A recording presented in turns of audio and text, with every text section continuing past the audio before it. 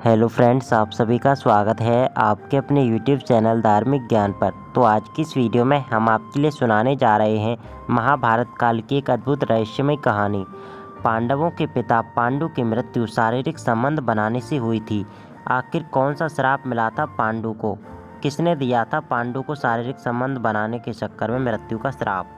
धार्मिक ग्रंथ महाभारत के अनुसार पांडवों के पिता पांडु की मृत्यु की कहानी बहुत ही अनोखी है। पांडु ने एक बार गलती से अपनी छोटी पत्नी माद्री के साथ शारीरिक संबंध बना लिए और फिर उनकी जान चली गई। ऐसा सिर्फ एक ऋषि के श्राप की वजह से हुआ था। यह घटना द्वापर युग में घटित हुई। पांडु की पत्नी कुंती और माद्री ने 5 तेजस्वी और बलवान पुत्रों को जन्म दिया था, जिन्हें पांडव के नाम से पुकारा जाता है। लेकिन पांचों पांडवों का जन्म पांडु के जरिए नहीं हुआ था, बल्कि कुंती और माद्री ने देवों की आराधना करके पांडवों को पैदा किया था। पांडु को किंदम ऋषि ने श्राप दिया था कि वह किसी भी स्त्री से शारीरिक संबंध नहीं बना पाएंगे। यदि वे ऐसा करेंगे तो उनकी मृत्यु हो जाएगी। यह श्राप एक दिन पांडव के पिता पांडु की मृत्यु के कारण बन गया। पांडु एक बार जंगल में शिकार पर गए। उन्हें दूर झाड़ियों में थोड़ी सी हलचल दिखाई दी।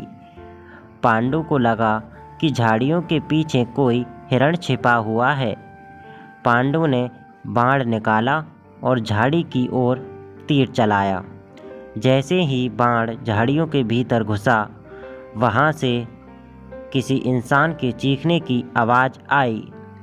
पांडु डरकर वहाँ जल्द पहुँचे तो उन्होंने देखा कि एक ऋषि जमीन पर जख्मी हालत में पड़े हुए थे। उन ऋषि का नाम किंदम ऋषि था। जिस वक्त पांडु ने बाण चलाया, ऋषि किंदम अपनी पत्नी के साथ संबंध बना रहे थे। मृत्यु शैया पर लेटे ऋषि किंदम ने पांडु को श्राप दिया कि मेरी मौत जिस तरह हो रही है, तुम्हारी मौत भी इसी तरह संबंध बनाते हुए होगी।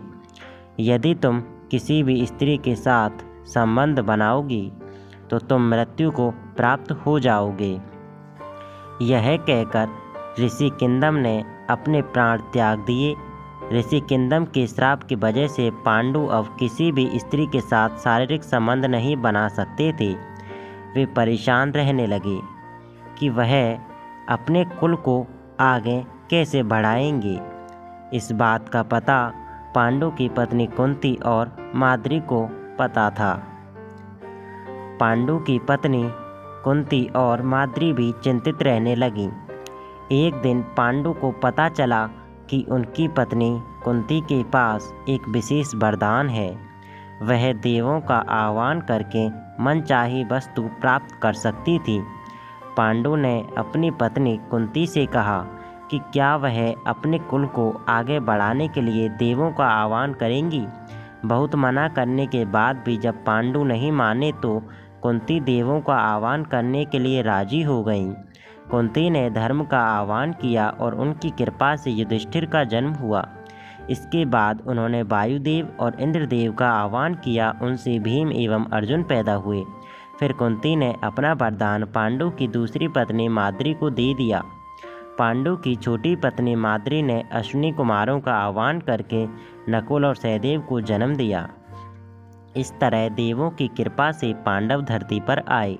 कुंती और माद्री के मां बनने के बाद पांडु के परिवार में खुशियां छा गई थीं। उनके सभी पुत्र तेजस्वी और गुणवान थे।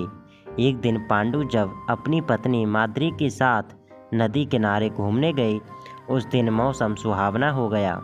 शीतल और सुगंधित हवा चल रही थी। हवा के झोंके से माद्री के शरीर का कपड़ा उड़ गया।